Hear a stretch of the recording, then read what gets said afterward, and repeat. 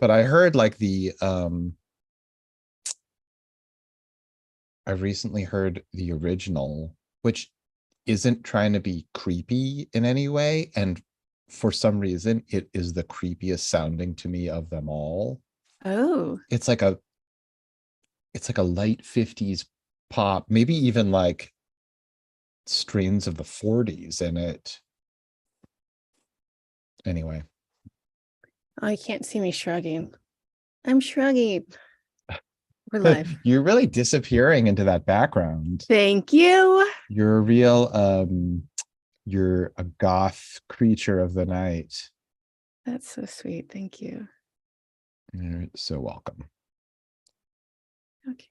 Are there more of your coven back there? Are you alone? What's going on? It's hard to tell. Is it night where you are? Mm-hmm. Yes to everything you just asked. Uh-huh. Cool. Mm-hmm. Mm-hmm. Mm-hmm. Mm-hmm. Let's clap it in. Okay.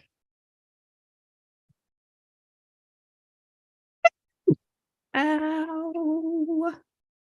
What's up, everybody? It's On Fire Tonight with Josh and Tressa. We are here to talk about Watchmen, Season 1, Episode 4. If you don't like my story, write your own. This is your one and only warning. We're going to spoil the episode. Pause, watch it, come back. You're back. Welcome back. Welcome back. It's like no matter what you do, Uh-huh. inherently the Yeah. Welcome Back Cotter theme song, like it commands the words. 100%. I Yeah. could not stop if I tried. Right? Like you try to And be off of autopilot, doesn't matter. It's in control. I have no choice whatsoever. And believe me, I have tried. Mm-hmm. Uh-huh. Mm-hmm. Mm-hmm. Mm-hmm. Yeah. Dude, what'd you think of this episode? Let me see. Let me remember what it was. Good stuff. Good stuff. Good stuff. Good stuff. Right? We get to meet Lady True, and she was super fun character. I like her a lot. Totally. Although I feel like she has some unnecessary tricks. Like what? Like this first scene. that's that's what I like. It's so over the top and ridiculous. That's why I like her. Every aspect of it is completely unnecessary. Yeah, it's ridiculous. All right, so it starts off, we meet this middle-aged couple who are childless. They have an egg farm in Tulsa. Nobody buys their eggs. Nobody buys their eggs. I mean, but if it were today and those eggs were like $3, everyone would be like, oh my God, it's so cheap. But man, back then, eggs were a dime a dozen. And they were selling them for $5. What? Recently it's been discovered that microplastics can be found inside of eggs. Yum. Do you know how many fucking eggs I eat all the time, every day, for like in the spirit of it's for my health? Josh, I got news for you. Everything you eat and breathe is full of microplastics. We're all going to die a sick and disgusting death, covered and enveloped in plastic. Anywho, that's like the wrong tone for this show. So what? This... I was very cheerful when I said that. I don't know what you were. Okay, so like this middle-aged couple, they have an egg farm. Nobody's buying their eggs. They live a quiet life. They are childless. They're an adorable couple. Very quiet, very your everyday Joe, if your everyday Joe is a little bit boring. So it's really cute. Like this scene where we meet them is all cut to the song Islands in the Stream. That's what which like it touches my heart, of course. Like you get me where I live. There's like, it's undeniable. Anyway.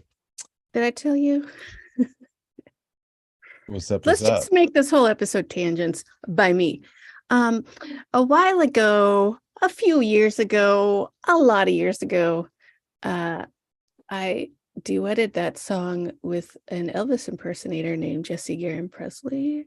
And my name was Dolly Wood, and I was a Dolly Parton impersonator, quote unquote, but not really. And I made my own dress. Mm. It was Christmas time. Mm-hmm.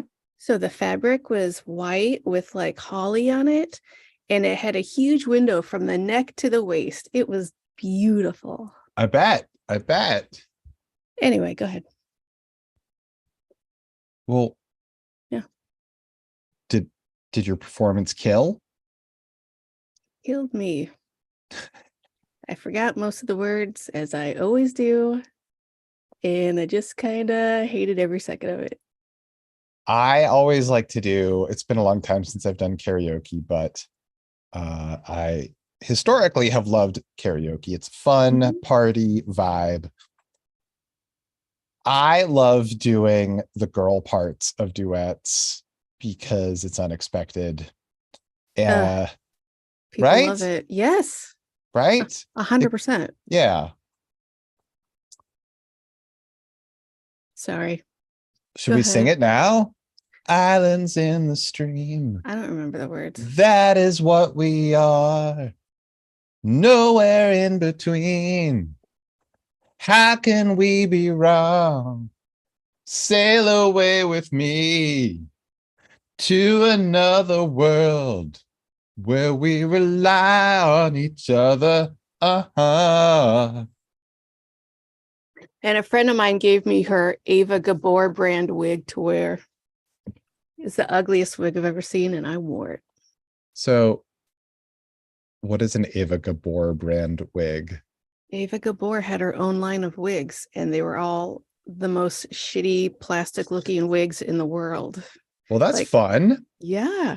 One step up from Garden Party Warehouse wigs. They're great. For fancy ladies.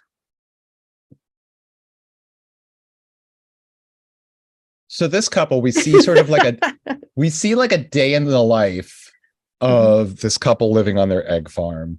They're trying to sell eggs. Nobody's buying their eggs. Like, the lady's packing up the eggs. One of them gets away, but like, they're having fun together. Anyway, they get in bed. It's late at night. The doorbell rings. It's a break in their normal routine.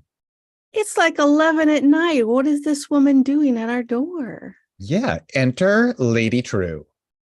Oh, she's a trillionaire. She is not a billionaire, but a trillionaire. No. She is the one who's building that clock down the road. And speaking of clocks, I've got an egg timer and you've got 3 minutes. She pulls out a ridiculous, like, a giant egg timer thing with that's like an hourglass. An hourglass. Yeah. She pulls out an oversized hourglass to time out 3 minutes, which is exactly how long these people have to listen to her sales pitch. She wants the house, the 40 acres it sits on, and that's it. Just, I need to know right now. Yeah. I'm pretty rich. I don't know if you guys know this, but also, once you die, your legacy is done. Nobody's unfortunately, gonna give you a have shit. no children.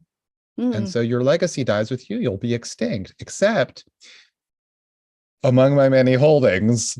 Yeah. I own fertility clinics, and you visited one 10 years ago, and they told you that you could not conceive. But I say to that, bullshit. That seems a little bit against HIPAA that you would know all that information, ma'am. There are a lot of problems. So then she goes to the door, and the tween girl that we saw previously pick up like a stack of newspapers at the newsstand is holding a baby. And this baby is genetically that couple's 100%. How? That doesn't seem legal. Yeah, totally. She's like, you can only have this baby if you sign on the dotted line, plus I'll give you $5 million. And if you don't do it, I'll have no other choice but to destroy the baby. I'm just kidding. I'll find it to go home or whatever. I don't think that you get to keep the baby you made against these people's wishes. She does not own those eggs or sperm. No. What? Well, who the fuck knows how those contracts are drawn up? True. But Also, she also, has all the resources in the world, plus a millennium clock, whatever the fuck that is. it tells time, Josh. But also, what are they gonna do? What, like, honestly, what if they're like, you know what? It's a good thing we didn't get pregnant. I decided I hate children. Thank God. Yeah, Thank God. maybe their priorities have shifted. They're all It's egg based. she comes in and she's like, I've got this thing. And they're like, gross. No, thank you. Right. Then So what? everything in this episode is eggs and time, Mhm. right? Yeah. We open on eggs. This fucking baby's made with their frozen eggs. Oh, the lights are flickering. What's happening outside? Well, they sign on the dotted line just in time for something crazy to crash land on their property, which now belongs to Lady True. And then we're never going to see this couple ever again. Goodbye. So the hourglass was counting off the time until the meteor struck or whatever it was that hit. Or whatever. Right. Also, like, so she needs that thing that's going to crash land on their property. So just buy that thing. Or Steal it? What? like, I get that the ticking clock makes them sign it before the thing crashes, but if she had all of the time to make a baby, she really could have like done this whole like song and dance a long time ago. Like, seriously? That, yes, there did not need to be that sort of a timer on this situation. She had 9 months to make this baby. I assume. I don't know how fake babies are made. Well, we see how their fake baby is getting made later in the episode too. That's true. They might just be real quick. Yes, maybe it's the same technology. One was like the time it takes to eat part of a bad cake. Exactly. It. You know what? I take it back. They were, yeah, okay. Now we go to Angela at the city square.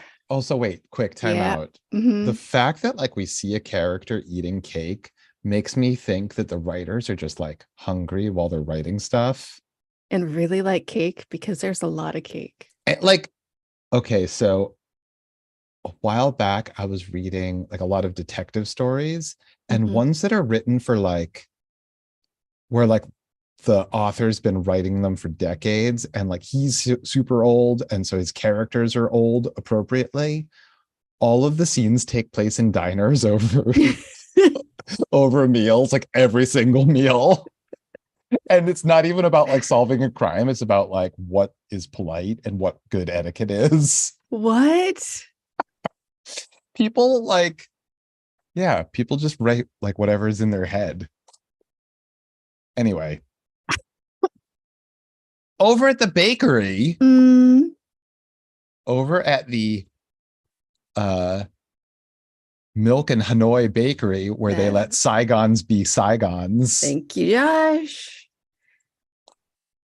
Angela does a little bit of cleanup action. She's the cleaner for this situation. She's cleaning up the eggs. She's sawing up the wheelchair so there will be no evidence of a wheelchair being in her bakery that nobody knows exists. And except there are tracks from it. Right. But no, she's got to get rid of that shit. Yeah. Just get rid of the wheels. It's fine. Put the chair on the pedestal. It'll be like, it's just a regular chair. It's fine.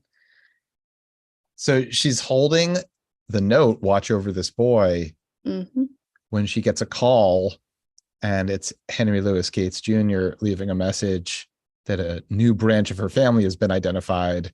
She was about to burn the note, but she paused, but then she accidentally burns it because she's distracted by the message.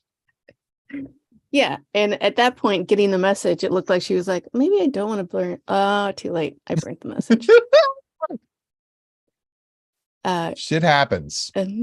Shit happens. She's intrigued by this voicemail. So she goes to the cultural center. Yeah, in full Sister Night garb. Makes a quick call to the cops. Like, hey, didn't any silent alarms go off? Because there's a broken window at the cultural center. No, we don't have a report of anything. Okay, cool. I'm going to check it out. So she breaks the window so she can get in there. Yeah. She goes to the Henry Louis Gates kiosk to Mm, check out her family tree. They give her an acorn that she can plant in the like virtual garden that will display a computer animation, a 3D animation of her family tree, which is pretty cool. It's sort of yeah, like pretty. Obi-Wan Kenobi type, Yeah. And help it me, was you're my like only hope type technology. she could touch it too. Touching a hologram. That's okay. I'm Yeah. into it. So She it finds animates, it out. shows her that Will is her grandfather and the previously unknown person. And based on that, we also know who your who your great grandparents were. Obi and Ruth. Yeah. So we get to see those images based on the only existing photograph that also has young Will in it as a The, little kid. and they have him as reported as the son that died in a fire at the riots. Yeah, that both parents and child were killed in the massacre, but Will was not killed. And 100 years later, he's coming back into her life. She hears a crash outside. I wonder what that could be. Let's go check it out. You know what it was? It was her car. It landed right in front of Lori, and we get right back to where we ended the last episode on. Yeah, with Lori cackling her head off like a mad woman, Um, pulls her gun immediately when she sees Sister Night. Sister Night calls for a tow. Yeah, she like turns off the alarm. It's her car. Yeah. She sees that there are a bottle of pills in the glove box. Will's pills. Lori tells her it fell out of the sky, and she's like, the fuck? What? You're crazy. And then Lori walks off. She's like, cool costume.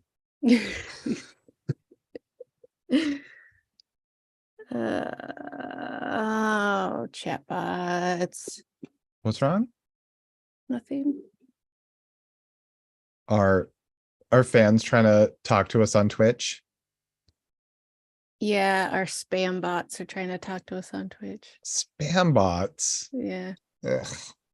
Ugh. Spam bots. We don't want to talk to you.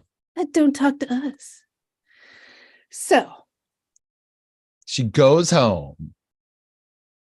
She sees Cal is asleep in bed with the two girls. So she goes into Topher's room. Topher's still awake. where have you been? They had a lot of questions for her. That's what she tells him. Topher saw that guy get shot and asks her, was she scared? And she says, yes, and still am a little. So he gives her a stuffed animal, which is really sweet. Next morning, Angela and Cal are making breakfast, and she tells them about the car falling from the sky. Yeah, it opens on Cal breaking an egg and mixing it into some waffle mix. Like one of them is breaking an egg, and then the other one is stirring. This seems like a bad commercial to me. Like nobody cooks like that. Oh, come on, they're in sync. Nah. No, you don't think so? No. It's true. I don't like anybody in my space when I'm in the kitchen. No. Like it drives me insane. Yeah, because you got shit to do. You don't want someone like hovering over you and asking you a million questions or getting in the way. Even if you're asking me if I need help, you're still in my way. Get the fuck out. Don't even try to stir my fucking waffles. Are you kidding me? Get the fuck away from that batter. Mm-mm. Batter up. Good one. So the kids are arguing about whether or not Judd went to heaven. And Cal is like, there is no heaven. Good news, guys. Once we die, everything's done. And she's like, there's no heaven. And he's like, I'm just telling him like it is. Who wants waffles? The kids are all smiles. Oh, yeah. That was weird to me. That was really I mean, I guess that's the point, but I can't imagine. I can't imagine that being a comforting thought for somebody. It's okay. He's gone forever. Before he was born, he was nowhere. Then he was a baby. Then he was a little boy. Then he was a man.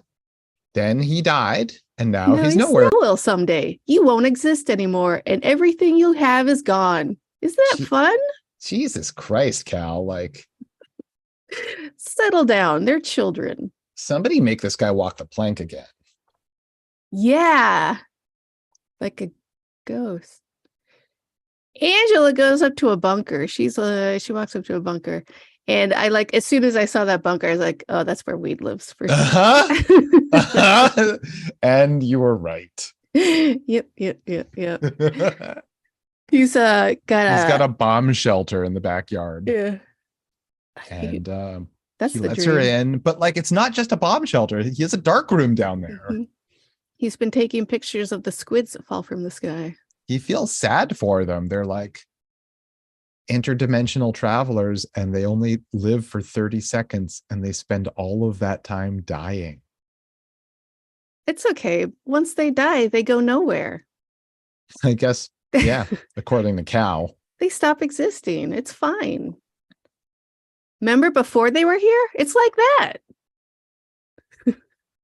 So, yeah, Wade, every time the sirens go off, he's like, this could be the big one. The big squid? Yeah. Yeah. But it's only been little rains, thankfully. Yeah. So she's like, listen, I've got this bottle of pills, but I don't want anyone at the police station to know about them. So can you have your ex check them out, like on the QT? So is his ex like a meth manufacturer? Is that what's happening? Guess we'll find out. Because I could see it. It's questionable exactly how amicable their split was. Because he's not thrilled to be given this task. Oh. She's like, hey, you know Jed was a racist? And he's like, he was a white man in Oklahoma. What do you expect? Well, but that's not the same as saying he is a racist or isn't a racist. You can read meaning into that, but I feel like it could go different ways. And then she pulls like a rabbit out of the hat, his Klan robe, and she's like, hey, check this thing out that I found in his closet. And he's like, oh. But he basically is like, it's probably a keepsake. Looks pretty old. His dad was definitely in the Klan. It's fine. Well, I mean, you can tell by how old it is and the fact that like it's got an old timey sheriff star, that it's an antique. So his first thought is, wait, well, it's like a mix of things. He's like, okay, so was Judd actually in the 7th Cavalry? Right. 1. And then 2, this looks really old. Maybe it's not about that. It's like a family heirloom, weird keepsake thing. Which I wouldn't put past him, but also gross. Also disgusting. I mean, why not both? Yep. For sure. Also, is there a third option that we haven't thought of? Definitely. Yeah. I don't know. And so she's like, can you hang on to this for me? I don't want anyone to know I have it. You mean the FBI lady? Yes. Yeah. The FBI lady. Sister Knight takes that duffel bag full of wheelchair parts and throws it into a trash truck over a bridge. However, on the bridge, she is not alone, as she quickly discovers there was someone she did not observe at first who saw her throw that bag over and is staring right at her. That guy was fucking great. Right? How fucking awesome is that? Okay, so just so you know, if you haven't seen it already, but you should have seen it if you're listening to this episode, there's this guy in a head-to-toe like shiny spandex suit, completely masked, like crusader guy. It's like a morph suit. A morph suit? Yeah. What does that mean? It's basically that. It's like head to toe leotard, covers every bit of skin tight. They use it to make morphine technology. Okay. And also green screen stuff. If they're right. Skin tight suit. He's got big like bug eye things over his eyes and like a utility belt.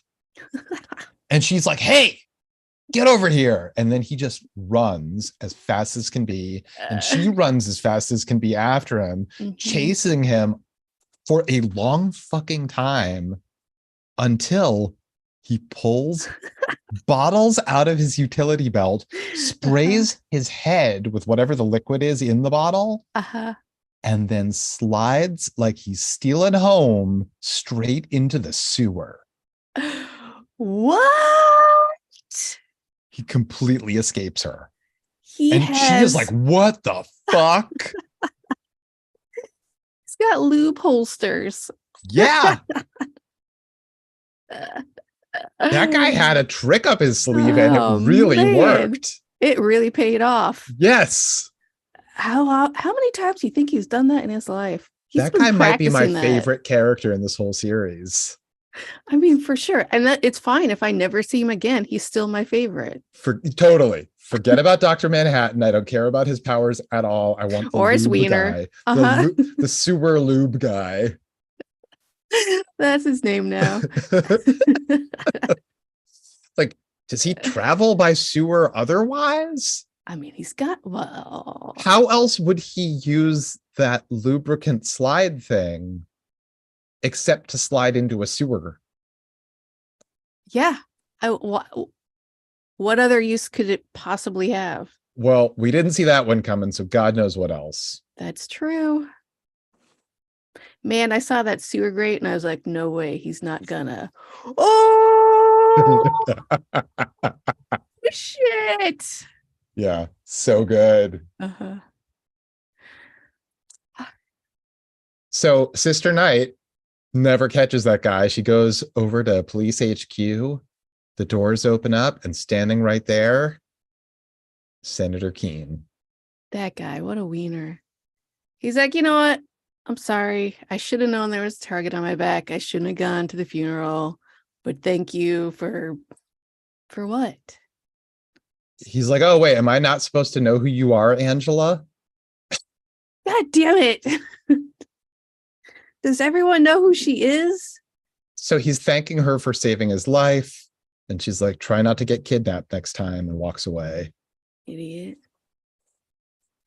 She drops the lube belt, the lube holster on the desk that Pirate Jenny and Red Scare are at. And like, you know anything about this guy? And they're like, who what guy? What the fuck? What is this? Yeah, they have one concern, which is beating shit out of Fox. And they love to do it. Yeah, they're like, was he wearing a Rorschach mask? Was he a 7th Cavalry guy? And she's like, I don't know what the fuck he was. And they're like, well, not my department. Don't care. Pretty much. And the new boss is not going to give a shit. Who's the new boss? Well, Lori has moved into Judd Crawford's old office, which is a great way to make everyone there hate her. And Lori responds by not giving two shits. That sounds like her.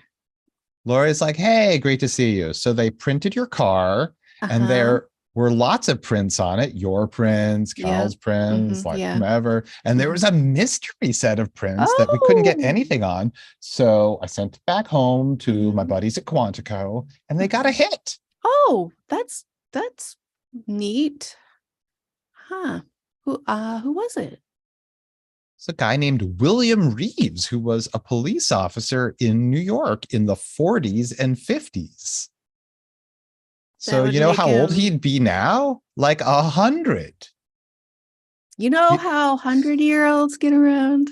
Usually by wheelchair. Yeah. Oh, that reminds me. You know where I saw wheelchair tracks? She didn't say that, but yeah. PD knocks on the door. It's just hanging out. It's hanging in the air that way. Much the way Judd was hanging in the air that way. Oh, get wrecked, Judd. PD comes in and he's got another lead on the car. Yeah. And he's not allowed to like speak out loud. He's only allowed to like whisper into her ear. Yeah. So then they all go Lori for a and drive. Sister Night, like, yeah, they go for a cruise. Mm-hmm. They're talking about, so Lori is like, here's the thing. Your car disappearing and then reappearing at that same place. Mm-hmm. Now, that could be a thermodynamic miracle. And she's like, a what? Well, it's something my ex used to talk about, like sort of like the sciencey version of we're all connected, man. Anyway, when he wasn't distracted by quarks, he would talk about shit like that. Sounds like a lot of fun. Well, he's no Cal. What? Your husband. I saw him today. We had a nice chat. Excuse me? You met in Vietnam. Fucking Lori gets a lot done while nobody's paying attention. And she has a thing for Cal as well. I love how she keeps slipping that in a conversation. So your husband's pretty hot, huh? What's that about?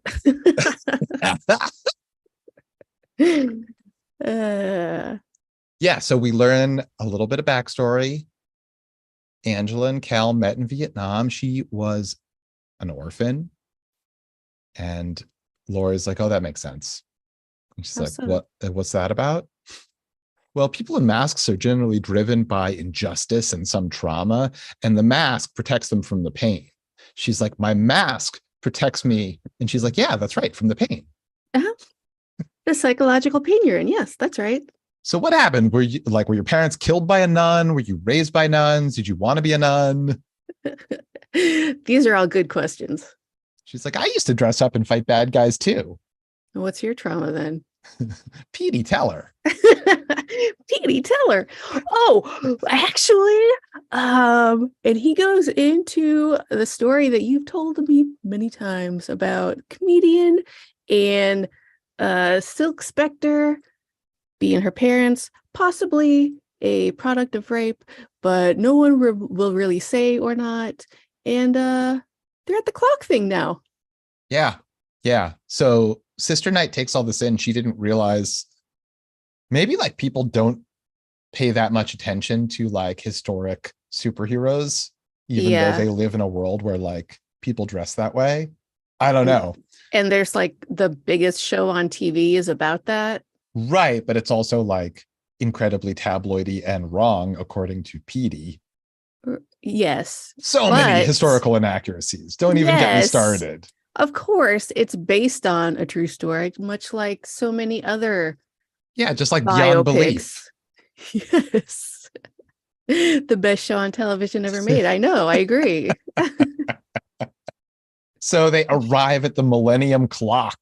And they go into this huge warehouse where there's a woman piloting a hovercraft drone type thing that's giant, the size of a bus, but flat and round. Help me out, Josh. Yeah, it's some weird flying ship. And we meet Bien, who is that's the tween that we've seen a couple of times.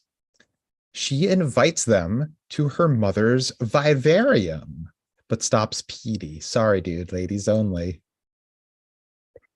Love it. Petey can't catch a break. No, he can't. Right? Oh, no. I mean, in some levels, like on some levels, he's just like lucky to be along for any part of the ride that he is. And happy to as well. Right. But it's also like, I am an FBI agent. I have a PhD, you guys. I have a PhD in history. Like my skill set is relevant. So they go have tea. Yeah. In a very I forget her name. It just reminded me of The Peripheral and Bees. So yeah, so they go into this greenhouse type thing, and Oh wait, before that. Oh, So we're Bien, talking about the Bien sort like they ask about the Millennium Clock, and mm, Bien is like, oh, it's like impervious to like nuclear attack, and it's like 1,000 miles from like any coast, and this, that, and the other thing. And they're like, so what's the deal? You're building like the eighth wonder of the world? No, we're uh building the first wonder of the new world. What does thing it do? It tells tells time. time. It's called a clock, you stupid idiots. So we go into the vivarium, which seems a lot like a greenhouse. Uh-huh. Is there a difference? Is a vivarium a thing or is this a made-up word? I don't know. Okay. And What do she's I like, look like? A lexicographer? no? Question mark?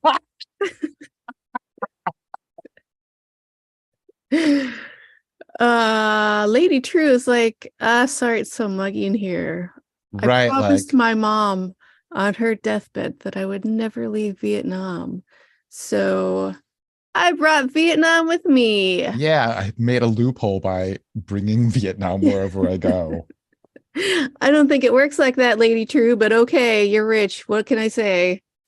I don't know. Well, I guess if you imperialize a place, you could turn anywhere into Vietnam. Yeah, and if you're a trillionaire, you're probably imperializing everywhere you go. So, Mm. mhm.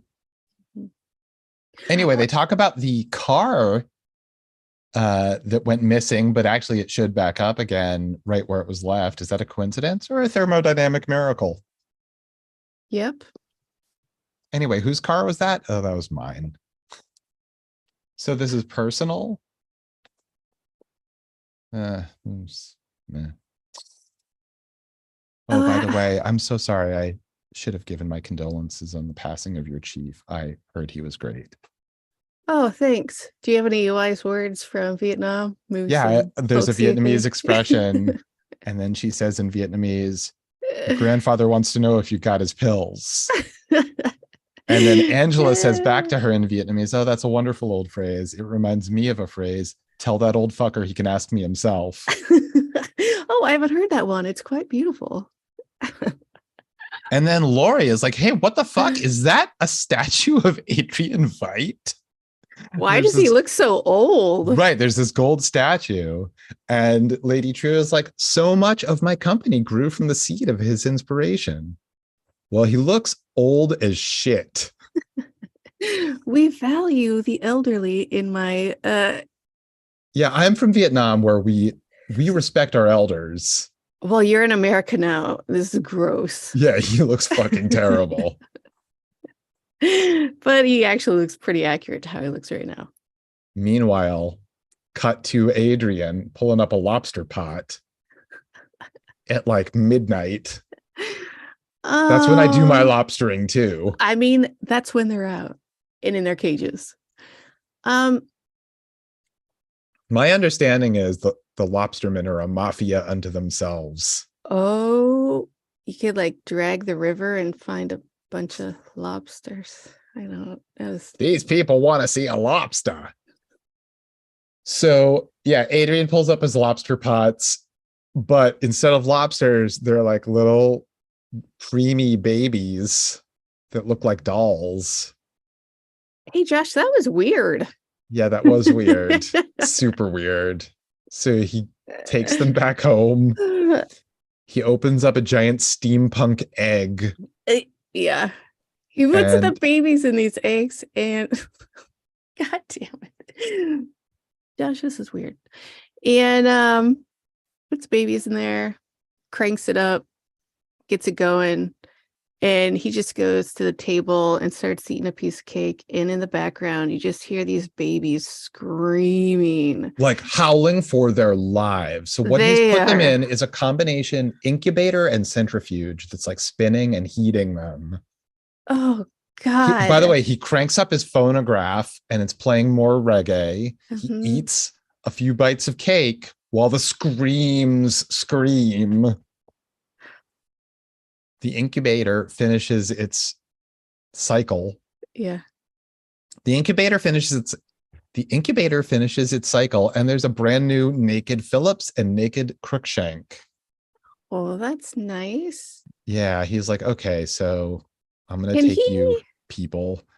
He tells them that he is their master, but not their creator. And happy birthday.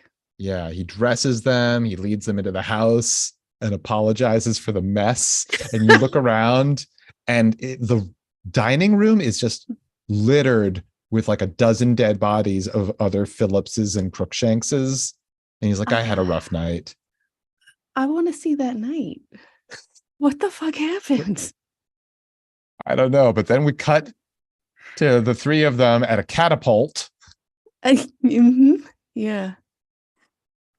Where they send one of those dead bodies just straight up into the sky. He's watching it with a telescope, like an old fashioned pirate spyglass. Yeah. Watching the corpse get smaller and smaller and smaller till it just disappears. Yeah, it just disappears. And then reload. We're going to send another one up. You know, when I first got here, I thought it was paradise, but it's not. But yeah, he's been there for 4 years and he recognizes that this paradise is a prison. Sends another body flying into the sky. Speaking of the sky, we cut from there to the night sky over Angela's house. Cal is reading a copy of Things Fall Apart when she spoils the ending for him. Mm-hmm. And he doesn't seem to mind. And she's like, I am trying to pick a fight. And he's like, oh, what's up? Yeah, I am. That's the lamest excuse for trying to start a fight ever. Granted, I don't know how to read, but well, I love how chill he is. He's like, oh, you okay. Like he wants to let her play, like whatever it is that's bothering her, he like wants to like address it. Yeah. He's like, okay, well, we're not going to do the toxic route. What's going on? Okay, so why didn't you tell me Lori came and talked to you? Okay, well, Lori came and talked to me, and I told her every single true detail. Yeah, she asked who called when Judd died, and I told her that we were in the closet having sex, and you were really mad, and blah, blah, blah, blah, blah, blah, blah, blah, blah. And she's like, you didn't tell her any of that, did you? No, I lied. Yeah, and you hate lying. That's right. She knew we met in Vietnam. Did you tell her about your accident? It didn't come up. I think, and then Cal's like, I think she wants to help you. And she's like, meet me in the closet. I can't with the closet. You don't like the closet?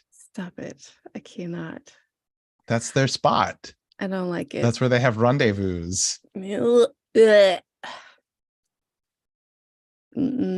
All right. Well, we don't see them go to the closet together. What we see instead is Bien, the tween, wakes up from a nightmare.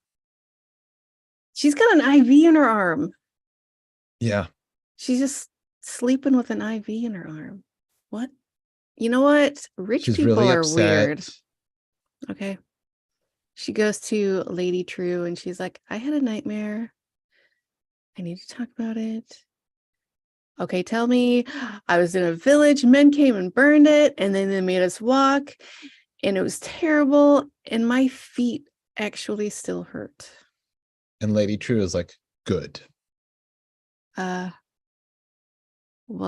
will you walk me back to bed? No. Okay. Good night, Mr. Reeves. Yeah, so we didn't see because he was off camera. Mm-hmm. Will Reeves was just chilling with Lady True when Bien came in. And Will is like, good night, young lady. Good night, He's the best. He's so great. All right, so where were we? If you want her to know where you are, just tell her. Is that what you're doing to your daughter? Okay. Lady True is like, listen, Will, I'm concerned about this whole pill thing. It seems like passive aggressive exposition. And he's like, come again. She's like, it's too cute by half, which, by the way, that's exactly what the first scene with Lady True and the fucking Oh, 100%. right. Oh my God, yes. That hourglass. Come on. Come on, a full fucking baby. Come Are we on. playing yachts? Are we playing Boggle? Yes, with babies. Right. So she's like, it's too cute by half. And he's like, that's why you're doing the exact same thing to your daughter. And she's like, that's completely different. Is it? She's like, so are you getting cold feet? And he's like, nope. My feet are just fine. So Beep, how beep, long do we have? be-do-do-do. 3 days to go. We don't know 3 days till what. Mm-mm. And he's like, well, she's going to know what I've done and she's going to hate me. Tick tock, tick tock. He's all in. And then that's the end of the episode. And the end credit music is a cover of Time Is on My Side. TikTok, bro. Tick tock, tick tock. It's just the end of the world. As we know it. But you know what? I feel fine. Gross. Thank you.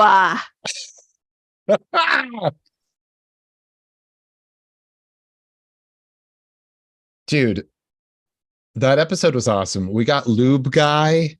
Oh God. We got a lot of good stuff going on. I know. I love We this better show. see a ton more Lube Guy. I want to see Lube Guy's his his lair. It's just gonna be dripping with lube. I want to see his mascot. I want to see Lube Guy's sidekick. I want to see Lube Guy's vehicle. I want to see all the stuff that superheroes and supervillains have. I want to see that in lube form.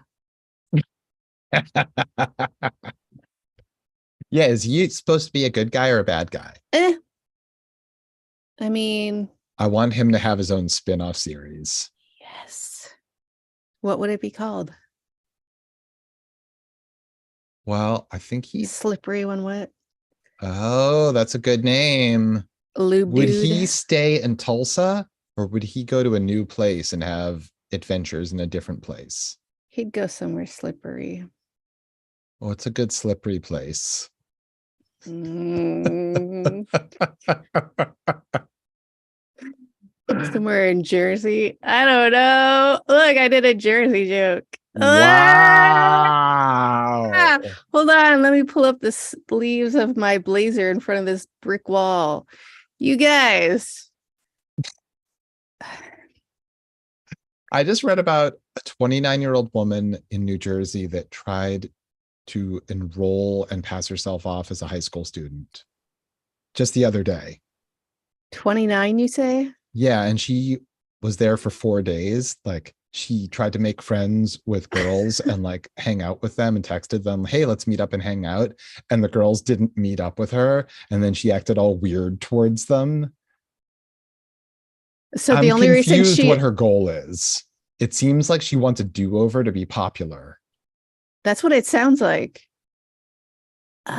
Wait, was the only reason she got caught because the girls were like, this bitch is weird? I don't know what gave her away.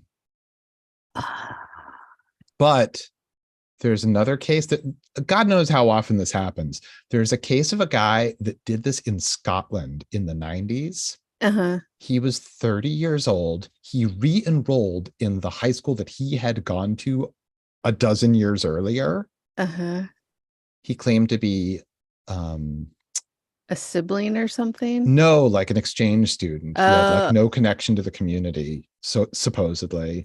Okay. He didn't socialize at all. He was just a model student and he would have gotten away with it. He was in medical school. So like the way it happens over there is like once you graduate high school, you can just go directly to a medical school if that's what you want to be. Uh-huh. And he was in his first year at med school when a newspaper broke the story. Okay, so his graduated goal was to like get rid of his bad academic past and just have another try at it, it would seem. I mean, Maybe they should just make it easier to get rid of your old bad scores. Maybe they should make it easier for you to do do-overs so people don't do dumbass shit. Yeah, I mean, it seems like he actually could have just done a do-over anyway. Like if he had just studied for the MCATs or whatever the equivalent is Yeah, come to America. We don't in give a shit. Scotland, Hmm. he probably could have. Because, like, here's the thing: if you like fuck up in high school and then fuck up in college, but you want to like do something else with your life, you can still apply yourself Hmm. to this new course of action. It gets tricky. Like if you want to be a doctor and you get like older than a certain age, they're Yeah. like, oh, you're never going to be able to pay the bank loans off in time. So like not a good Uh, risk for those reasons. oh my God. Yeah. But you could be That's like a so fucked perfectly up. good like doctor for every other reason, but they're just like, we'll risk it on somebody else. You know what? That's great. It's great how everything works all the time. Yeah. Guys, that's all the time we have for this episode. It's been a Oh, doozy. Who watches The Watchmen? uh, Tressa and Josh watch The Watchmen. that's right. And then you might, or maybe you don't. And then you listen to this, or maybe you don't. Okay, thanks. Bye. I don't